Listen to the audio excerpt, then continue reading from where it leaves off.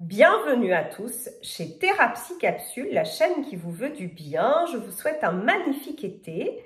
Et donc là, on va continuer dans notre série de compréhension, de fixation de repères.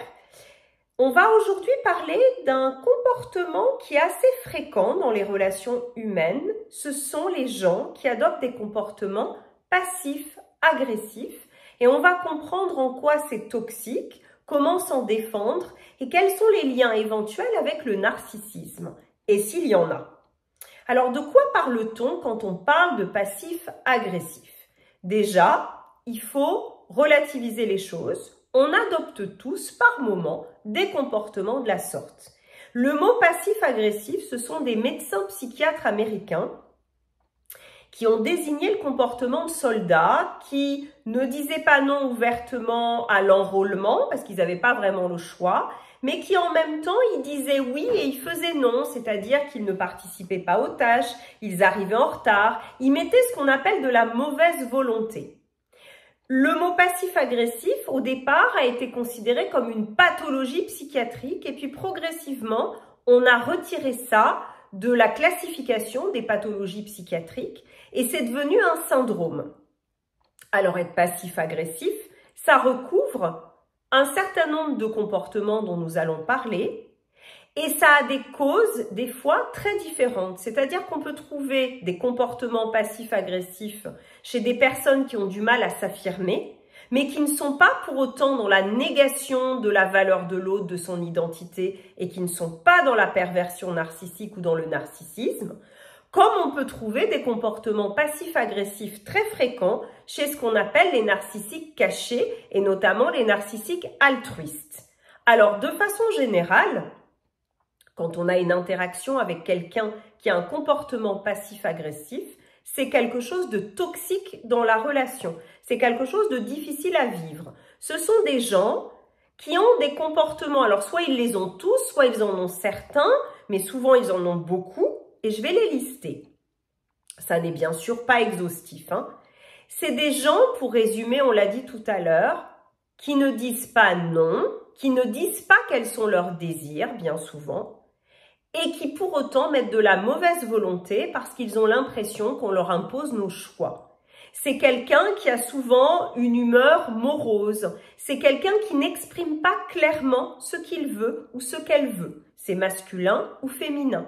C'est quelqu'un qui évite les conflits. C'est quelqu'un qui va éviter de se positionner. C'est quelqu'un qui n'aura pas une communication claire. C'est quelqu'un qui va faire des petites remarques fielleuses. C'est quelqu'un qui va faire de l'humour à votre détriment. En fait, pourquoi on parle de passivité et d'agression en même temps? C'est un peu antinomique.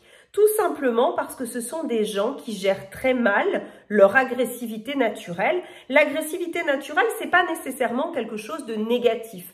On a tous une part d'agressivité naturelle contenue, bien évidemment, pas du tout dans le but de détruire l'autre, mais l'agressivité naturelle, c'est une force motrice qui nous pousse à dire qui on est, nos désirs, à nous affirmer, à nous protéger.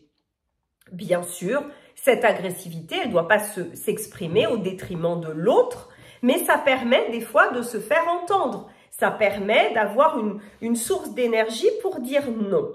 Ça, à la base, bien contrôlé, c'est quelque chose d'extrêmement positif. D'ailleurs, les gens disent souvent, ben moi, je préfère quelqu'un de cash qui va dire les choses clairement, plutôt que quelqu'un qui biaise ou qui dit ni oui ni non. Dans les relations humaines, en fait, le comportement passif-agressif est de l'ordre de l'agressivité dissimulée toxique. C'est une personne qui a peur d'affronter le regard des autres, qui a peur bien souvent du conflit, qui ne veut pas assumer ce que cette personne choisit ou veut. Donc, comme il ou elle ne veut pas assumer, il fait passer ça par des actes, par des propos désagréables, par des pics, par des choses. C'est assez impalpable. Ça nourrit beaucoup les jeux psychologiques dont on a déjà parlé. La passivité, le passif agressif, il est tout le temps dans une sorte de faux semblant. En fait, c'est quelqu'un qui n'est pas bienveillant, souvent, et qui va dissimuler une forme de malveillance, l'air de ne pas y toucher. C'est quelqu'un, par exemple, imaginons, alors bien sûr, le passif agressif, le ou la, ça peut être juste quelqu'un qui a du mal à savoir ce qu'il veut, ça peut être quelqu'un qui n'a pas appris de façon mature à gérer les conflits qui sont inhérents à toute relation humaine, et c'est peut-être quelqu'un qui se cache un peu sans avoir de mauvaises intentions.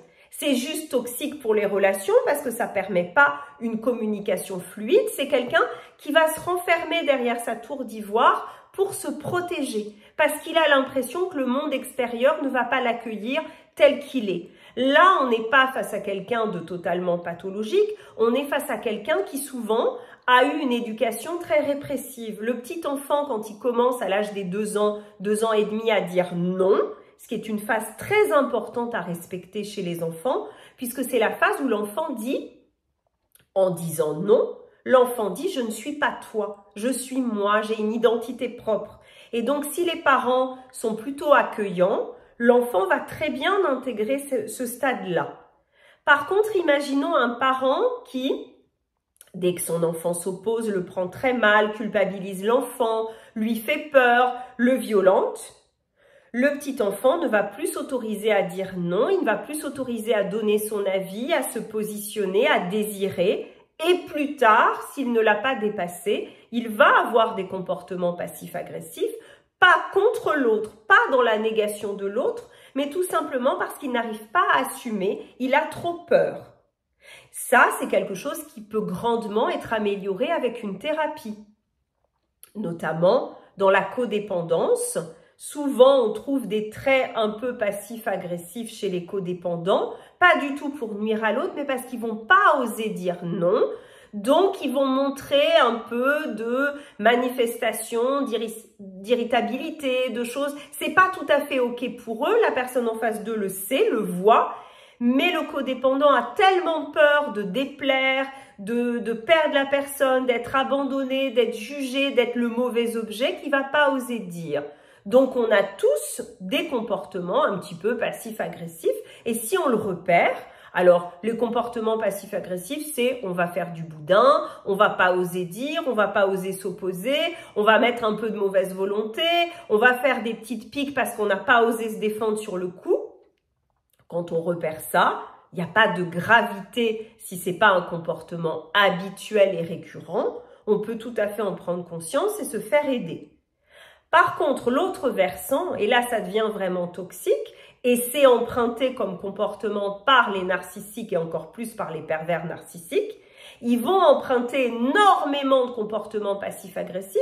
Je pense notamment au silence pour punir l'autre, je pense aux petites remarques qui sont destinées à jouer sur le chaud et le froid, où on ne sait pas si on a été insulté ou complimenté.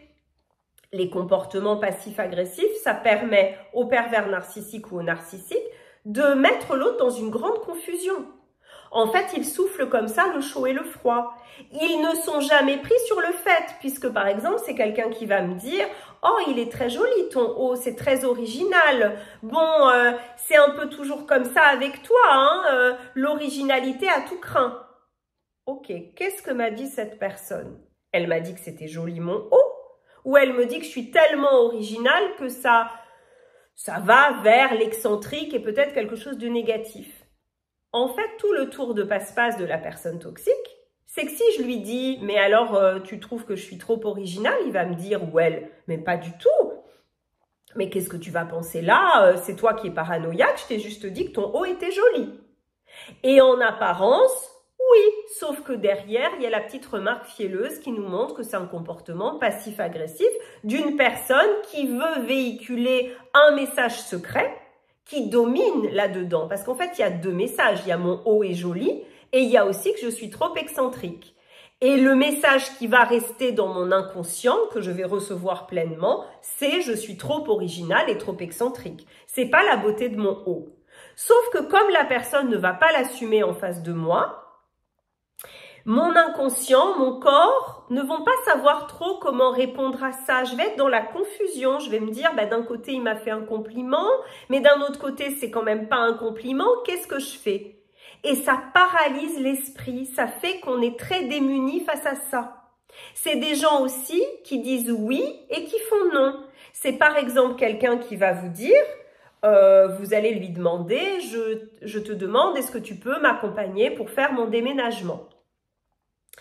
Sachez que les gens qui adoptent un comportement passif-agressif récurrent ne supportent pas qu'on leur impose quoi que ce soit. Ils le vivent comme une prise de pouvoir sur eux.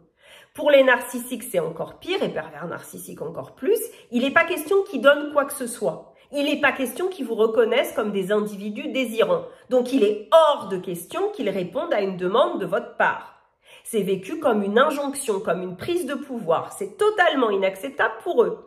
Donc, comme cette personne, elle va pas vouloir nécessairement me montrer ça parce que ça montrerait son vrai visage, elle va me dire « Oui, je vais venir à ton déménagement ». Et le déménagement qui devait commencer à 8 h du matin, cette personne va arriver à 10 h en prétextant que elle s'est foulée la cheville. Donc, du coup, comme elle s'est foulée la cheville, elle va pas pouvoir faire grand-chose. Et puis, comme par hasard, je vais lui confier des cartons précieux, elle va les laisser tomber.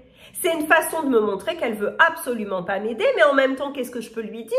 Elle est maladroite, soi-disant. Elle a mal à la cheville. Donc moi, je me retrouve coincée avec quelqu'un qui va saboter mon déménagement, parce que cette personne va s'arranger pour que ça se passe très mal. Du coup, je lui demanderai plus rien. Et c'est ce qu'elle voulait à la base. Et en même temps, elle va pouvoir me dire, mais je t'ai aidé. Et si je lui dis quoi que ce soit, cette personne, encore une fois, va jouer sur les illusions et la confusion. Moralité, quand vous repérez une personne qui a un comportement traditionnellement comme ça, il faut prendre beaucoup de recul, il ne faut rien lui imposer, il faut user de diplomatie, mais il faut en même temps mettre les choses au clair.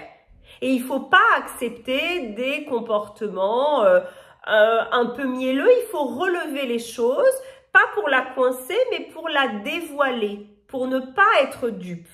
Et seulement à ce moment-là, vous n'allez pas subir ou moins subir. Il faut savoir que dans le monde du travail, de tels comportements sont tellement des comportements de blocage que c'est des gens avec qui il est extrêmement difficile de travailler et encore plus difficile, bien sûr, d'être en couple.